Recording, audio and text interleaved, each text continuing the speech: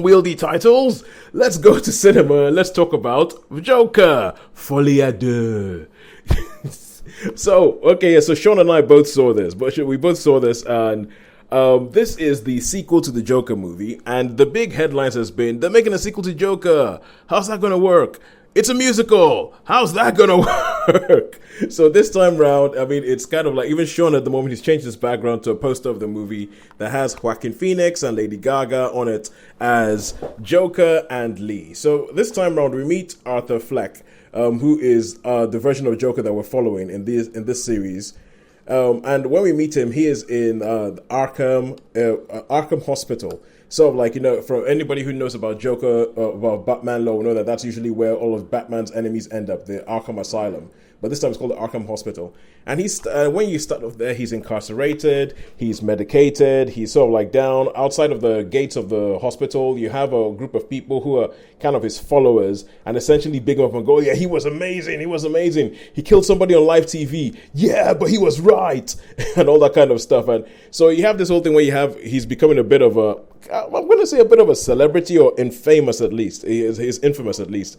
And then he comes across Lady Gaga's Lee, who she's playing a version of Harley Quinn, and he meets her there in a singing class, and then things kind of kick off, and then you have like musical sequences and stuff happens, and then the whole thing is building up to a court case where they're trying to decide whether he is criminally insane and therefore cannot be tried properly, or whether he is actually just to be tried and sentenced as somebody who had all his faculties about him. And that is pretty much the story of this film. That's all you get. That's all you get. And it is like, essentially, if you like the first Joker and you showed up looking for, give me more of the same, they have very much not done that. They have very much gone, no, we're going to do something different. And for that, I applaud them. But I'm speaking as somebody who didn't like the first one. And speaking as somebody who, I am so interested, Sean, to hear what you thought. Because you love the first one. You think the first one's a masterpiece. Yeah. Yes. It's one of those real sort of like magic eye things where you're looking at it and one person looks at it and goes, oh my God, it's a boat. And the other person's looking at it and going, I can be looking at it for like 15 years and going, I don't see it. And that's what it is. But so, Sean, what did you think of Joker Folie à Deux? Okay, so the Joker, I went to see this at the iSense. I saw this in iSense, or I think the Odeon's equivalent of IMAX. Because I loved the first one so much, I wanted to see this in all its glorious splendor. And so what I'm going to say for this film is, for I would say 80, possibly 85% of the film, I did really, really enjoy it. I mean, and you were saying it earlier, it was about a musical, and I really like those musical numbers. All the songs they were singing, I was sort of singing, fly me to the moon, and So I really enjoyed that, and that was like going back to, I guess, older, crooners and older songs. And I particularly liked the scene where they're together and like a show, the Harley and Joker show. Yeah, the Harley and Joker show. That bit there, and like the bit of but with the betrayal thing, I really liked that, and so I was enjoying it. Enjoying it. And then you have one of the days in court where something happens, and it's like, okay, now we're going to get something. So his followers, you were talking about his followers before. So let's just say his followers, they help him in some sort of way. Yeah. I know this is what you're talking about. Yeah. I'm thinking, this is great. And then what happens, and I'm like, why? No, you got it. You got it made. You're going to have the whole or half the city with you. It's all like that, and so I sort of was like, like I get annoyed. I didn't get annoyed, and then I got annoyed because I was thinking, why would you do that? And then what happens, and he sees Harley, and and so I mean, I could forgive the very, very, very end, which was okay, but just.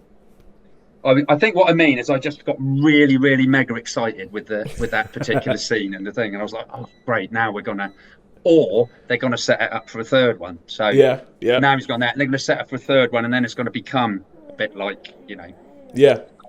To me, that's so. I think I was a little bit deflated at the end. So a little bit deflated. A shame, but it was very brave, and I could understand. And maybe one of the other guys at the end, I mean, he had a demeanor of a sort of. Well, yeah. There's stuff going on there, and I think I believe that there's stuff going on because but basically, I guess the story was about Arthur Fleck and his delusions and going into a fantasy world and all that. So you've got to look at it as though, for me, I don't know if I can say that, it's not the Joker as we think of the Joker. Yeah, well, it was always set up to never be the Joker that you think of. It was always set up to be like and I think the one of the things I actually thought about this film is I started thinking back to it and thinking, hang on a second, but if you think about this film didn't even have to be called Joker.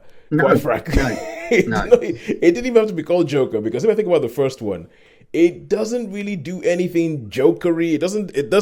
It uses that as a jumping off point, and then it does its own thing. It is so divorced from anything comic book. It's so divorced from anything else. Yeah. This film, if you watched it and it wasn't called Joker and you didn't know anything about the Joker, you wouldn't realize that this had to do anything with Batman. No. I mean, I feel like even the fact that it was supposed to be in Gotham, but the city that they have is obviously New York. I think actually in one of the jury scenes when they were dressing, one of the things they do actually say the Court of New York. Yeah, so I always thought, but it could essentially be a film out of that. It could be something out of that. So I think what I liked so much in the first one was the reasoning behind it. And when I watched that first one, and it was when with the cigarette ash just going right to the very end and all that, when he's talking to the councillors and that gets taken away and all that from the first one. Yeah. So I liked all that. But yeah, so I think with this, I enjoyed the film, but it sort of deflated my bubble. You know the bit I'm talking about, don't you, Toast? Yeah, probably. Oh, I think I know the bit you're talking about. It has to do with the courthouse, right? It has to be with the courthouse. Yeah. Where something happens that's a little bit convenient. Well, the first thing is I got on better with this better than I did the first one. Which is not to say that I liked it, because but then again, this is the film, right? Where I feel like it's almost designed for you to not like. I feel like it's designed for you to not like. There were bits, and the singing, quite frankly, I know why they did it the way they did it. The singing is not supposed to be that attractive or anything like that. Like it's and these are people who can sing, but they've done it in such a way that it's just kind of like, there's some bits where I feel it works and some bits it doesn't work, and some bits where I feel like they try to do the musical thing half and half, like 1 foot in, 1 foot out.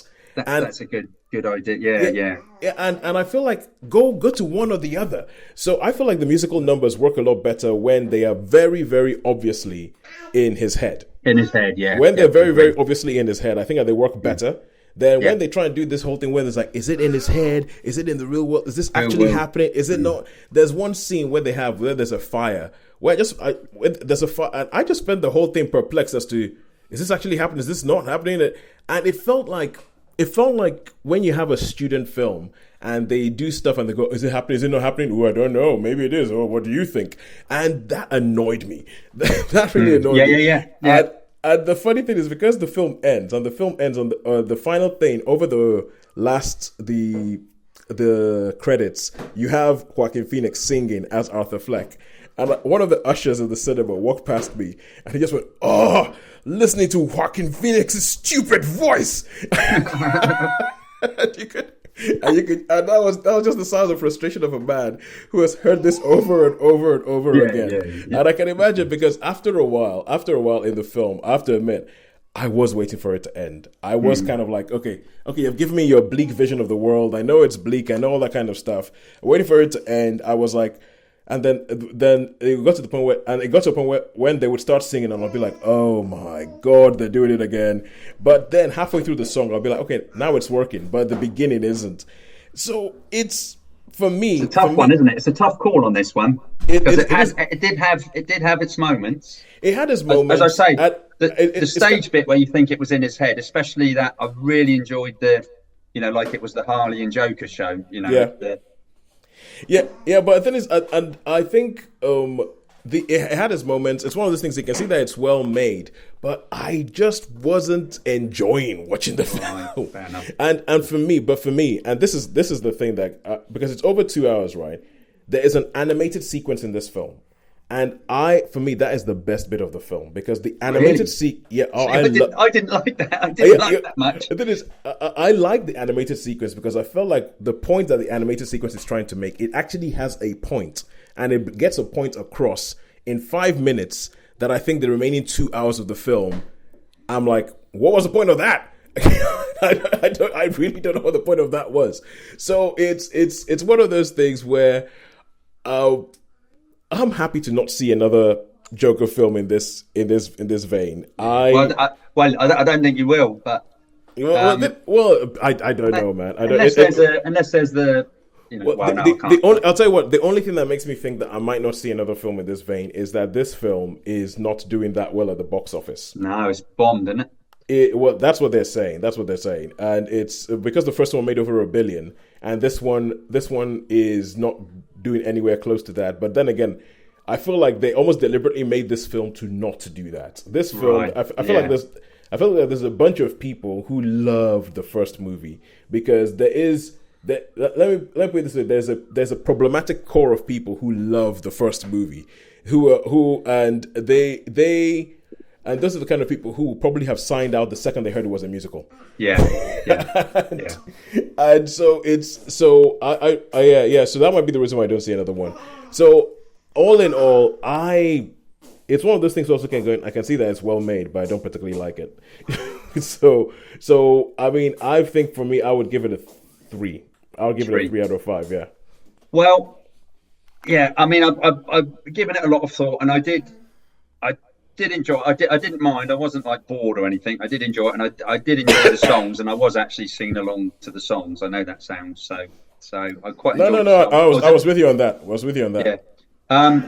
Little bit let down at the end, and I don't know whether that was.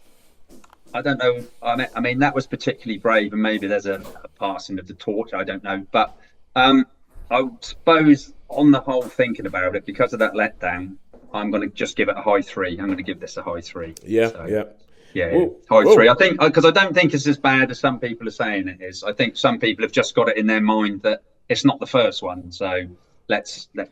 But I was a little bit disappointed. Yeah, but I feel like when it comes to Joker, we come from differing points of view, and the fact that even though we come from differing points of view, we ended up in round about the same mark. I think it tells you a little bit about this film. This film is going to be divisive. That's a good observation there. Yeah. So we both similar. As I say, that's a great observation. Yeah, because like my favorite bit of the film is your least favorite bit of the film. Yeah, the things about it that you like. What was that, Holly? Fails to overwhelm either of you. But Sean came from a point of high expectations. I came from a point of low expectations. So it's like, it's maybe it's meet in the middle. Yeah, it achieves what it meant to do, but probably not the way it meant to do it. No. This is the weird thing. I think it does exactly what it means to do. I actually think that I feel like the filmmakers, I think Todd Phillips and Joaquin Phoenix. Oh man, good Lord. Anyway, I think that they made the film. They did exactly what they wanted to do, and they were successful in doing exactly what they wanted to do. And it's up to you whether you like it or not, or whether you think it makes sense, or whether you think it's worth your time or not. I come down on the thing where I think it was good. I don't particularly think it's that worth my time. I'm still not entirely sure what it's trying to say. No. But hey, anyway, that's it. 3 stars for Joker. That's what we said.